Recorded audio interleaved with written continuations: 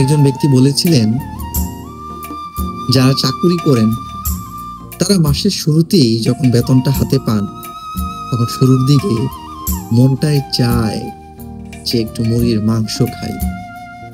ঠিক এইভাবে কিন্তু সপ্তাহখানেক সেই মুরগির মাংস খাওয়ার বা একটু রিচ ফুড খাওয়ার মনে স্বাদ জাগে। কিন্তু সেই বেতনের যখন মধ্য অবস্থায় চলে আসে, মানে মধ্যম ভাগে চলে আসে, তখন আর সেই মুরগি খাওয়ার স্বাদ থাকে না।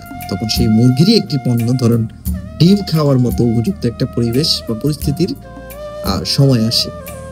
একটা পর্যায়ে এমন সময় আসে যে সময় আসলে যেটাকে বলা হয় যে বেতনের তৃতীয় অংশ। তখন মুরগি যা খায় তাই খাওয়ার জন্য আমরা নিজেকে প্রিপেয়ার করি। যেমন ধরেন ভুট্টা, গম ইত্যাদি। একটা সময় কিন্তু বেতন ফুরিয়ে যায়, তখন আমরা নিজেরাই মুরগি হয়ে যাই।